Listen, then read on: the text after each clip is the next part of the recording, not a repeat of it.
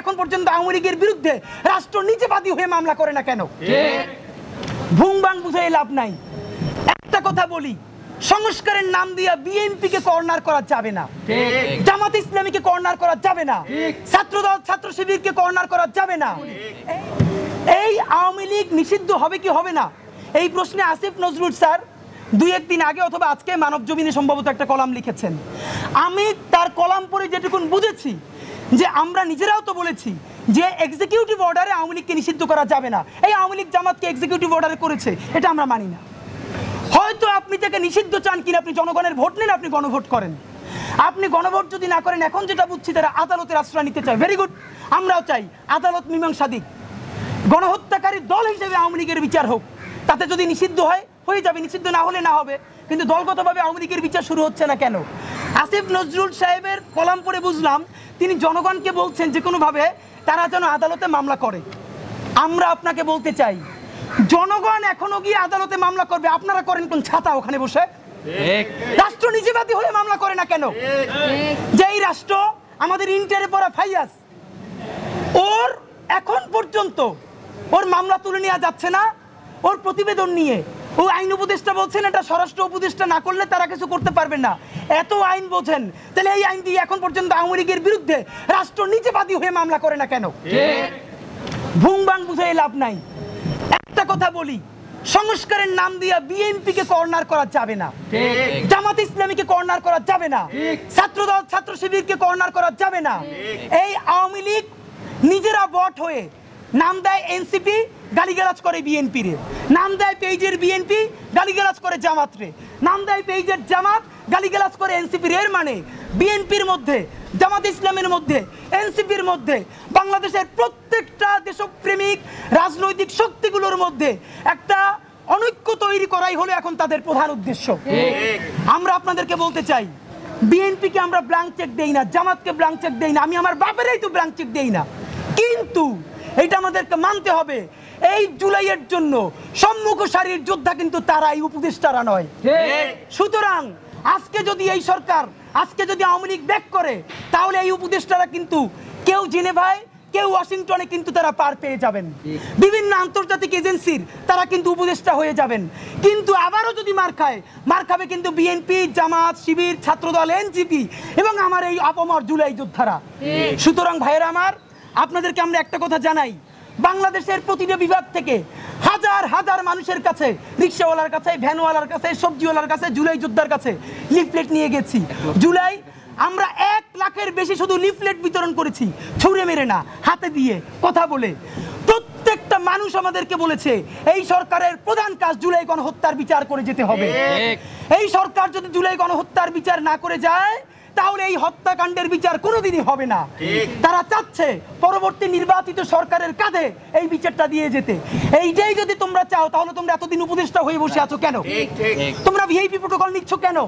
Number 2, আপনাদের কাছে আরেকটা জানাতে চাই, আপনারা জানেন যে আমরা জনগণের প্রতিক্রিয়া গেছে, রাজনৈতিক দল বিএনপি, জামাত ইসলামী, এনসিপি, খেলাফত মজলিস, ইসলামী আন্দোলন থেকে শুরু করে এই বাংলাদেশের জুলাইয়ের অংশীদার প্রত্যেকটা রাজনৈতিক দলের কাছে আমরা 2 দিনে গেছি।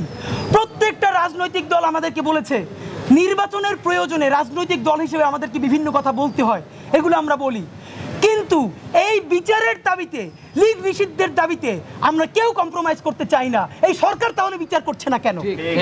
সুতরাং অতি দ্রুত সরকারকে অবস্থান গ্রহণ করতে হবে।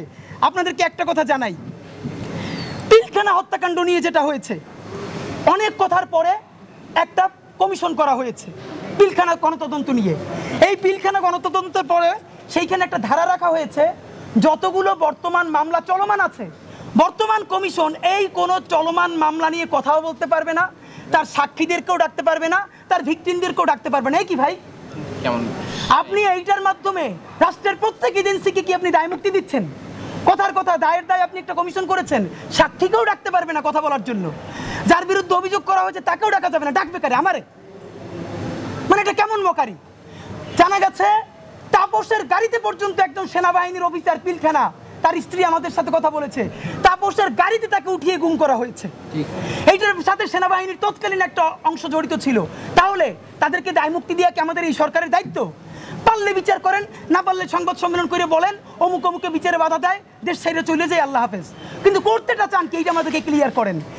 নাম্বার 2, শাপলা নিয়ে সব থেকে ভয়ানক কথাবার্তা। আমাদের প্রচুর মানুষ কথা বলার কারণে অন্তত পিলখানা নিয়ে একটা নামকাওয়াস্তে কমিশন হলেও হয়েছে। ভাই, পিলখানায় শহীদ হয়েছে দেশপ্রেমিক সেনাবাহিনী, তবুও তারা কিন্তু এলিট, আরবান। এই আরবান এবং এলিট ধনী লোক বলেই কি তাদেরকে বুঝ দেওয়ার জন্য একটা কমিশন হলো। আর হেফাজতে যারা এসেছে কওমি মাদ্রাসার গ্রাম থেকে আসা একটা কিশোর, গরিব বলেই কোন নামে এখন পর্যন্ত একটা কমিশন করলে এই সরকারের ইজ্জত যায়। এই সরকারের শাপলা নিয়ে কথা বলতে যদি ইজ্জত যায়, তাহলে শাপলার লোকদের ত্যাগের বিনিময়ে যে জুলাই হয়েছে, সেই জুলাইয়ের সরকার হইতে তার ইজ্জত যায় না? যাত্রাবাড়িতে 80 জনের অধিক মাদ্রাসার ছেলে শহীদ হয়েছে, হাজার হাজার মাদ্রাসার ছেলে পঙ্গু হয়ে আছে। তাদেরকে কথা বলতে, তাদের রক্তে আপনার সরকার হইতে ইজ্জত যায় না? অতি দ্রুত শাপলা গণহত্যা নিয়ে তদন্ত কমিশন করতে হবে। আপনাদেরকে আমরা জানাই, ভয়াবহ একটা অবস্থা চলছে। ফৌজদারি দণ্ডবিধির 132 নম্বর ধারা, এই ধারায় লেখা আছে, আপনি যদি কোনো মামলা করতে চান, সরকারি কোনো কর্মকর্তা এবং পুলিশ তাদেরকে যদি আপনি আসামি করতে চান, তাহলে স্বরাষ্ট্র মন্ত্রণালয়ের পারমিশন লাগবে। ভয়াবহ অবস্থা হলো, যেই পুলিশের উপরে কেউ আক্রমণ করে নাই জুলাই আন্দোলনে, অতর্কিতভাবে মাথায় গুলি করে, বুকে গুলি করে হত্যা করেছে, এবং তাকে কেউ একটা লাঠি দিয়েও আক্রমণ করে নাই, তার ছবি আছে, ভিডিও আছে, শহীদ পরিবার মামলা করতে গেছে। পুলিশ তাকে বলছে থানা দিয়ে যে আপনি যদি পুলিশের নামে মামলা করতে চান, তাহলে এইটা স্বরাষ্ট্র মন্ত্রণালয়ে পাঠানো লাগবে, পাশ হয়ে আসতে আসতে আগে আসলেও 3 মাস। এর চেয়ে আপনি কাজ করেন, এখানে আওয়ামী লীগের কারণে আমি মামলা করে দিয়ে যান। কি ভাই, মানে যেই পুলিশ গণহত্যা সরাসরি জড়িত, যাকে আক্রমণ করে না, সে নিজে গুলি করে হত্যা করে ফেলেছে, তার বিরুদ্ধে এমনিতে মানুষের হয়তো ছেলে মারা গেছে বা মেয়ে মারা গেছে, বিপর্যস্ত হয়ে গেছে, এখন সে আবার স্বরাষ্ট্র মন্ত্রণালয়ে এসে ঘুরবে বিচার করার জন্য, তাহলে এই রাষ্ট্রের কাজ কি? অতীত এরপরে কয়দিন আগে আর একটা প্রজ্ঞাপন জারি করা হয়েছে, সরকারের অনুমতি না নিয়ে এই জুলাই এদের কারো মামলা করা যাবে না অথবা অ্যারেস্ট করা যাবে না। ভাই, মিথ্যা মামলা তো হচ্ছে, মিথ্যা মামলা যাতে না হয় আপনি একটা ভিন্ন কমিশন করে দেন, দ্রুত প্রত্যেক জেলায় বা বিভাগে করে দেন, তারা যেন চেক করে দেয় যে মিথ্যা মামলা নাই। কিন্তু আপনি যদি এখনই সেটা করেন, তাহলে বিচারটা হবে কার? এইসব বন্ধ করতে হবে। আপনাদেরকে জানাই, আগামী 25শে এপ্রিল শাহবাগে বিকেল 3টায় জুলাই পিলখানা এবং শাপলা গণহত্যার বিচার এবং গণহত্যাকারী আওয়ামী লীগ নিষিদ্ধের দাবিতে ইনকিলাব মঞ্চ এই শহীদ সমাবেশ ডেকেছে। আমরা এখন পর্যন্ত লক্ষ লক্ষ মানুষের কাছে ফিজিক্যালি গেছি, তাদের মতামত নিয়েছি।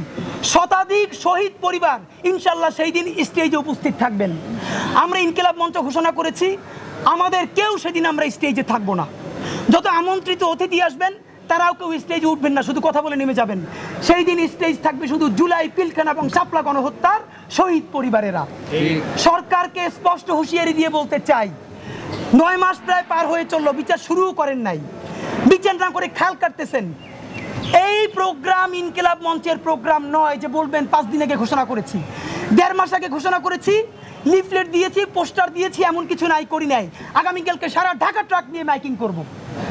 আপনাদেরকে স্পষ্ট জানাতে চাই, শুক্রবার শাহবাগের সমাবেশে কি হবে এইটার সিদ্ধান্ত নেবে শুধু শহীদ পরিবারেরা। ইনকিলাব মঞ্চ সিদ্ধান্ত নেবে না, জনতাও সিদ্ধান্ত নেবে না। যদি শহীদ পরিবার বলে এই বিচার করার জন্য এখন আমরা সংসদ অভিমুখে রওনা করব, আমরা তাদের সাথে যাব। যদি শহীদ পরিবার বলে এই বিচার চাওয়ার জন্য আমরা এখন যমুনায় ডক্টর ইউনূস সাহেবের কাছে যাব, আমরা জীবন দিয়ে হলেও যাব।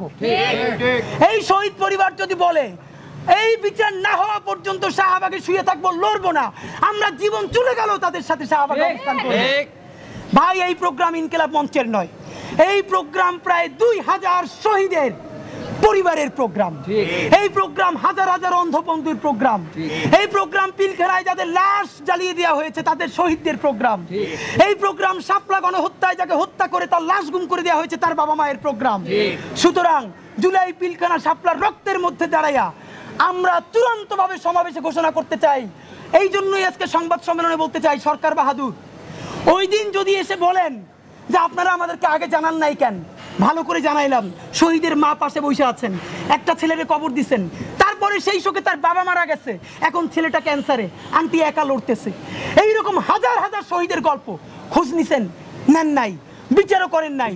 আগামী শুক্রবার শহীদি সমাবেশ থেকে শহীদ পরিবারেরা যেই ঘোষণা দিবে সেই ঘোষণা বাস্তবায়নের জন্য ইনকিলাব মঞ্চ এবং সারা বাংলাদেশের ছাত্র জনতা ইনশাআল্লাহ প্রয়োজনে জীবন দিয়ে দেবে ইনশাআল্লাহ। তার আগে এই সরকারকে বিচার কোন প্রক্রিয়ায় যাবে, লিগ নিষিদ্ধ কোন প্রক্রিয়ায় যাবে, অতি দ্রুত ঘোষণা করতে হবে। হাত ধরা লাগে, পা ধরা লাগে, সরকার বাহাদুরের পায়ে ধরে বলি, শুক্রবার সমাবেশে যেন আপনাদের পক্ষে একটা ঘোষণা দিতে পারি বিচার নিয়ে, সেই ব্যবস্থা করেন। যদি সেই ব্যবস্থা না করেন, শহীদ পরিবার যদি আপনাদের বাসায় গিয়ে উঠতে চায়, গুলি করতে পারবেন, তাদেরকে ছেড়ে আমরা ইনশাল্লাহ যাব না। সারা বাংলাদেশ থেকে প্রত্যেকটা বিভাগ থেকে শহীদ সমাবেশের জোয়ার আসবে।